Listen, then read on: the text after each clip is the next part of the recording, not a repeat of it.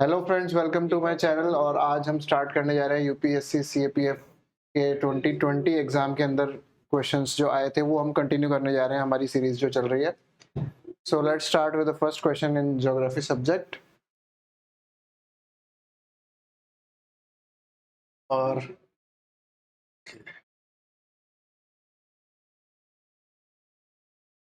पहला क्वेश्चन है 2020 में जो आया था, वो है कि ग्रोइंग टू और more crops in the same field but in different rows is called crop rotation, intercropping, alternate cropping या खरीफ क्रॉपिंग। तो दो या दो से ज्यादा क्रॉप्स अगर हम एक ही फील्ड के अंदर पैदावार करते हैं तो उस चीज को क्या कहते हैं? तो इसका आंसर हो जाएगा इंटरक्रॉपिंग। क्रॉप रोटेशन हम उसको कहते हैं कि अगर हम अलग अलग सीजन्स में अलग अलग क्रॉप्स को बोया जाता है तो उसको क्रॉप रोटेशन बोलते हैं। और सेम फील्ड के अंदर दो डिफरेंट क्रॉप्स को अगर हम सो करते हैं तो ये इंटरक्रॉपिंग होती है, और ये सॉइल की हेल्थ के लिए भी अच्छी मानी जाती है।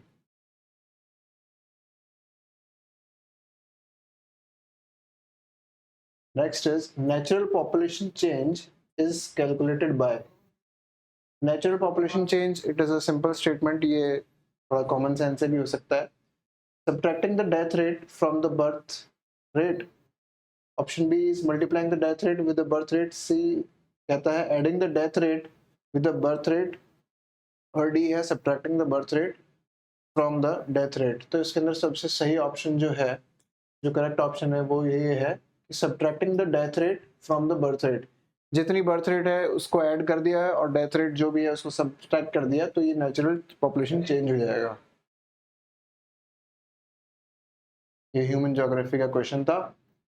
नेक्स्ट क्वेश्चन है, a long narrow stretch of sand और shingle with one end attached to the mainland is called.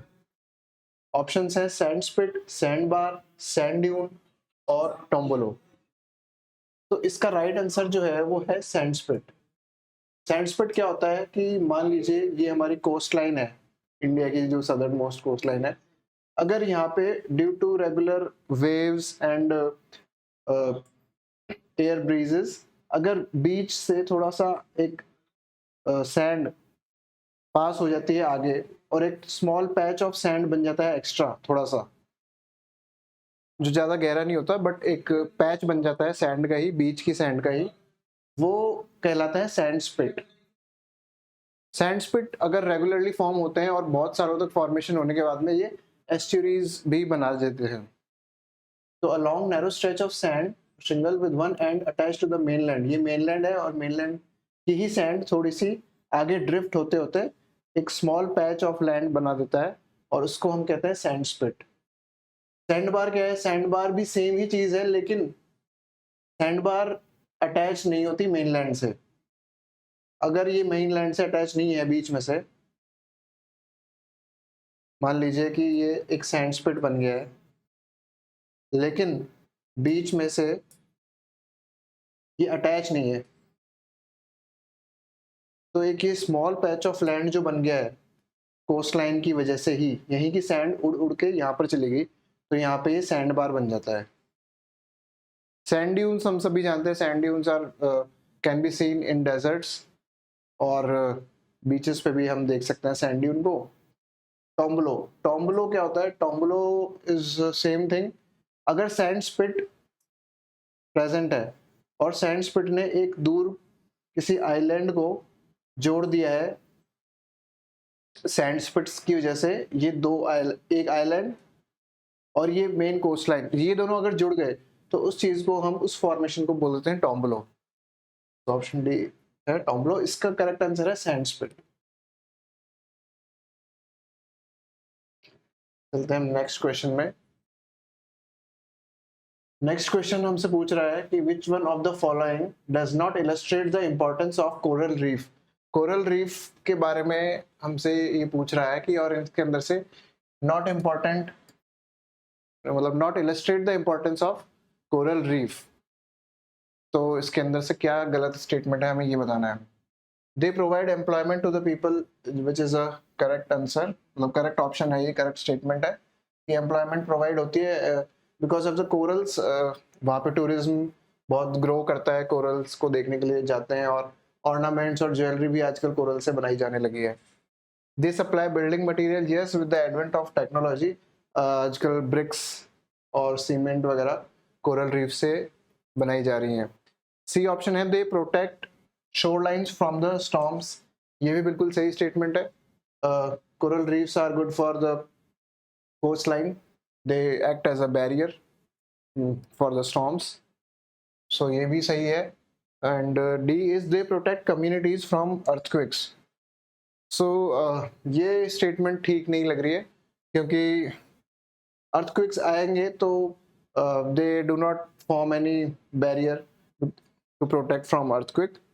तो अभी तक ऐसा कोई एविडेंस है नहीं कि ये हमें अर्थक्वेक से बचा ले, कम्युनिटीज को बचा ले। हाँ, सुनामी और शोर और ये जो स्टॉर्म्स है, इनसे जरूर कोरल्स बेनिफिट करते हैं। So option D is the correct. The next question is, which one of the following statements about the acacia tree is correct? Acacia tree, जिसको हम हिंदी में बबूल का पेड़ बोलते हैं, उसके बारे में ये क्वेश्चन है और तीन स्टेटमेंट है। फर्स्ट स्टेटमेंट कह रही है, it has a long shallow root system विच enables it to find moisture. Yes, it is generally found in tropical climate, so ये ड्राई क्लाइमेट के अंदर भी उग जाता है। It is a very good tree, जिसको ज़्यादा मेंटेनेंस की ज़रूरत नहीं होती। तो ये स्टेटमेंट तो सही है, करेक्ट है। It has thorny leaves to prevent water loss, ये भी सही स्टेटमेंट है।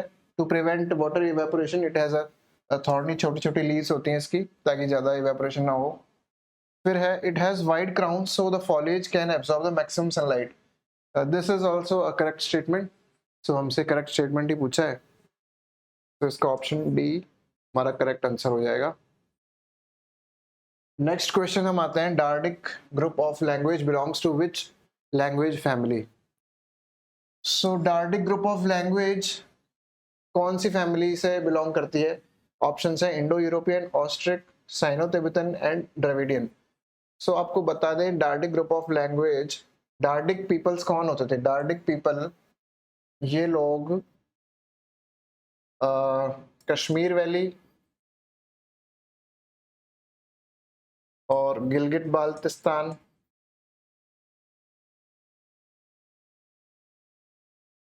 और ये ईस्टर्न अफगानिस्तान, यहाँ पे ये बोली जाने वाली लैंग्वेज है डार्डिक लैंग्वेज। तो अगर आपको ये पता लग गया है कि इस रीजन में है, तो फिर सबसे सही ऑप्शन इसके अंदर आपको जो पता लगेगा वो है इंडो यूरोपियन। तो Dardic group of language belong to Indo European, और अगर इंडो यूरोपियन की जगह यहाँ पे इंडो आर्यन भी लिखा होता तो भी वो करेक्ट होता। तो Dardic group of language belong to Indo European language family.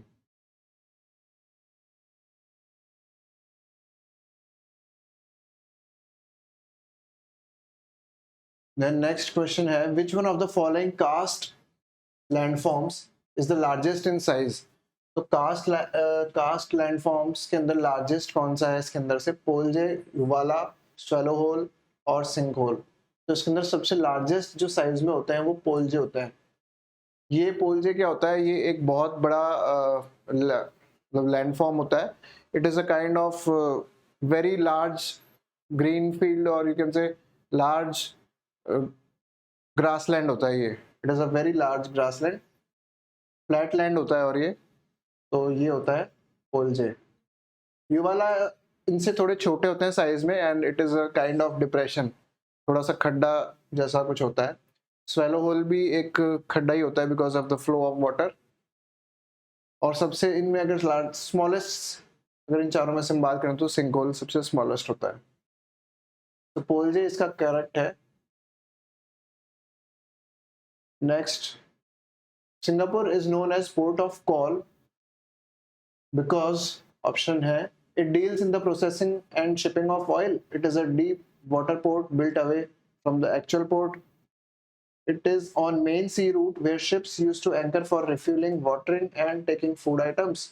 Option D कह रहा है कि it serves the parent ports by receiving the ships which are unable to approach due to their large size. तो देखो Singapore जो है वो Singapore लाया करता है स्ट्रेट ऑफ मलक्का पे। Strait of Malacca is a very important strait because काफ़ी heavy transportation of ships pass through strait of Malacca. और स्ट्रेट ऑफ मलक्का के अंदर जो सिंगापुर है वो बहुत ही फेमस पोर्ट है, और ये माना जाता है क्योंकि वहाँ पे शिप्स एंकर होती हैं रिफ्यूलिंग के लिए, watering and taking food items, और वहाँ पे अपनी मेंटेनेंस वगैरह के लिए वहाँ पे रोकी जाती हैं शिप्स। तो इसलिए वो पोर्ट ऑफ कॉल हम उसको कहते हैं। नेक्स्ट क्वेश्चन है which one of the following statements is not correct. इसमें से इनकरेक्ट स्टेटमेंट हमें बतानी है।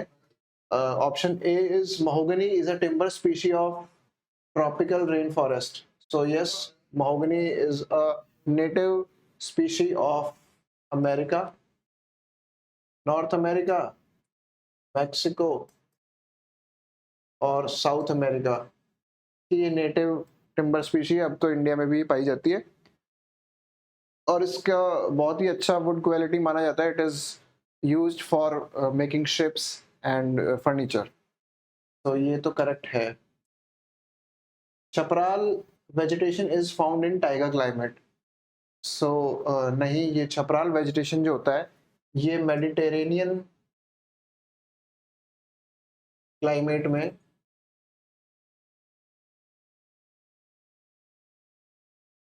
पाया जाता है। सो ऑप्शन ये जो है ये इनकरेक्ट है। Lichens are predominantly found in tundra region. तो ये भी करेक्ट ऑप्शन है। टुंड्रा टाइगा एक आर्कटिक जो नियर पोल्स रीजन्स हैं और जो ठंडे रीजन्स हैं वहाँ पे लिचन्स एंड मॉस पाए जाते हैं। साल is a representative species of moist deciduous forest. हाँ, ये भी एक करेक्ट स्टेटमेंट है। इंडिया के अंदर पाए जाते हैं ये साल, और ये भी सही है। देन नेक्स्ट क्वेश्चन भी हमारा इंडियन ज्योग्राफी से, और इसमें ये कह रहा है कि river Kaveri has well developed valley. So इसमें करेक्ट पूछ रहा है ये, तो yes, river Kaveri has a well developed valley है। साउथ की रिवर है ये Kaveri. Valley of river Alaknanda is still growing. So yes, ये भी काफी ये हिमालयन रिवर है, तो हिमालयन रिवर्स तो हमेशा यंग रहती है। तो yes, it is still growing. और अलकनंदा तो बहुत ही अपने अपर कोर्स की रिवर है। River Krishna is largest east flowing peninsular river. Peninsular river तो है लेकिन ये लार्जेस्ट नहीं है। लार्जेस्ट जो है गोदावरी है। गोदावरी के बाद में कृष्णा आती है, so second largest east flowing peninsular river है। तो ऑप्शन 3 जो है वो गलत हो गया है। 1 एंड 2 सही है, so option B is the correct answer है। According to Koppen climate classifications of India, Great Northern Plains are represented by। So Northern Plains जो हैं वो represent कोपन ने किस से डिनोट किया है? तो उसके ऑप्शंस हैं CWG क्लाइमेट, AW, AMW या AS। सो अगर आप देखेंगे तो इसका करेक्ट आंसर है नॉर्दर्न प्लेन्स, गैंगेटिक प्लेन्स को उसने CWG क्लाइमेट बताया है। तो ये basically it denotes tropical climate बताता है ये विद ड्राई विंटर्स। CWG का मतलब ये है tropical climate with dry winter, जो कि सही है। नॉर्दर्न प्लेन्स के अंदर ट्रॉपिकल क्लाइमेट होता है, ट्रॉपिकल रीजन है वो, विद ड्राई विंटर्स। विंटर्स के अंदर हमारे रेन बहुत ज़्यादा होती नहीं है, मोस्टली ड्राई होती है। Then which one among the following countries does not have a common boundary with South Africa? South Africa से कॉमन बाउंड्रीज कौन सी फॉर्म करती हैं, कौन सी फॉर्म नहीं करती? ओके, तो जिम्बाब्वे करती है, बोट्सवाना करती है, नामीबिया करती है। सो जो नहीं करती वो है जाम्बिया। जाम्बिया थोड़ा सा नॉर्थ में है, डायरेक्टली ये नहीं करती। फिर शिफ्टिंग कल्टीवेशन हमेशा से ही क्वेश्चंस में आता रहता है। सो शिफ्टिंग कल्टीवेशन के नाम दे रखे हैं और कंट्रीज। तो milpa shifting cultivation is found in Mexico, ladang ladang बोला जाता है मलेशिया और इंडोनेशिया की शिफ्टिंग कल्टीवेशन को मिल्पा लदांग बोला जाता है। रोका रोका इज इन ब्राजील और मसोले बोला जाता है जायरे में। तो इस हिसाब से ए का 4, बी का 3, सी का 2 और डी का 1, इस हिसाब से ऑप्शन ए जो है वो आपका सही आंसर है। Then we have the last question of this session और ये पूछ रहा है कि which one among the following stations receives maximum rainfall. इन चार में से सबसे ज़्यादा रेनफॉल कहाँ होती है? हैदराबाद, बेंगलोर, दिल्ली, रायपुर। रायपुर ये छत्तीसगढ़ वाला रायपुर है। तो इसके अंदर सबसे ज़्यादा मैक्सिमम रेनफॉल अगर आप देखेंगे तो बेंगलोर में होती है। Bangalore is a good city to live in.